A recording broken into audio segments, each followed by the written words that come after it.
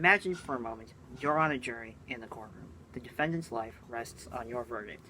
What kind of evidence do you need to make your decision? DNA evidence? The answer might surprise you. Hello, my name is Michael, and I'll be talking about DNA evidence and the courtroom in my speech, The Misuse and Misunderstanding of DNA Evidence.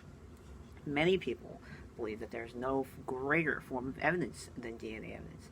That is the epitome of the courtroom weapons. This thinking is incredibly shallow and incredibly dangerous.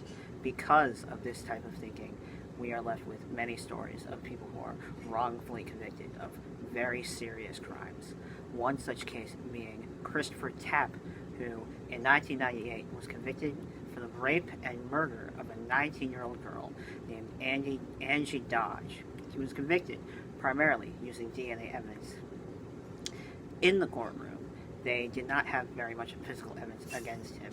However, after a lengthy interrogation, they claimed that they had found a significant amount of male DNA at the crime scene, and with him being one of the only men in the area at the time, they were able to use that as the final nail in the coffin, and they pressured him until he eventually had no choice but to plead guilty.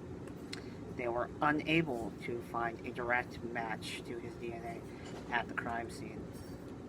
His attorney, however, kept trying to prove his innocence, never giving up the fight, bringing together a large amount of much more practical, non-scientific evidence in his favor to prove his innocence, such as the fact that there was reportedly another assailant in the room that was never found, and the fact that Tapp had not actually arrived at the scene until several minutes after the crime had happened.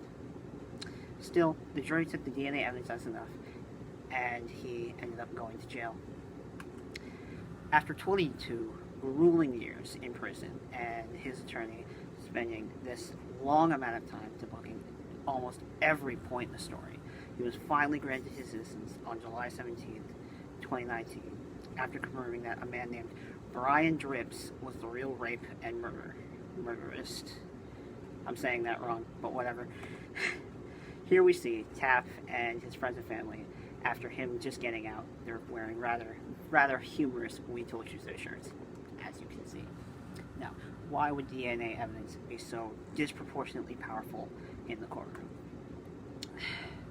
There's a large misunderstanding between how frequent and useful DNA evidence actually is. You see, according to DNA evidence errors and expectancies, juries often put significantly more importance on DNA evidence than other just as important forms of evidence, to the point of a mystic infallibility or word of God. That is a direct quote from the study. Beyond that, most juries often feel like DNA evidence is required when none is actually needed, such as basic assault charges or robberies. And most juries do not understand that DNA evidence is not as powerful as they believe it to be. Most people believe that this absolute trust in DNA comes from shows like NCIS, where it is often used as a catch-all term to save the day and wrap up their B-list plot. So, what can be done about this very, very dangerous form of misinterpretation striking our court system? Well, the problem is simply one of misunderstanding. Thus, the biggest solution would be to inform as many people as possible.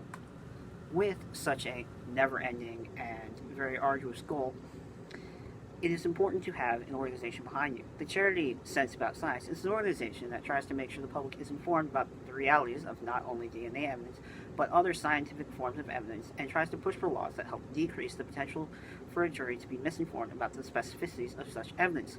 One of these laws being that the jury must be informed of the shortcomings of specifically jaw bite evidence in the event that it is used in the courtroom. The law has saved a man from being put to the chair after bite mark evidence would have been linked to him. However, it was later found that the bite was made by crawfish.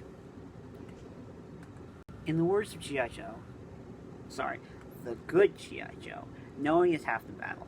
All you have to do is make sure to stay informed about the pitfalls of trusting DNA evidence too much. And if you know someone who is going to be on jury duty soon, make sure that they are also aware of the shortcomings of that form of evidence.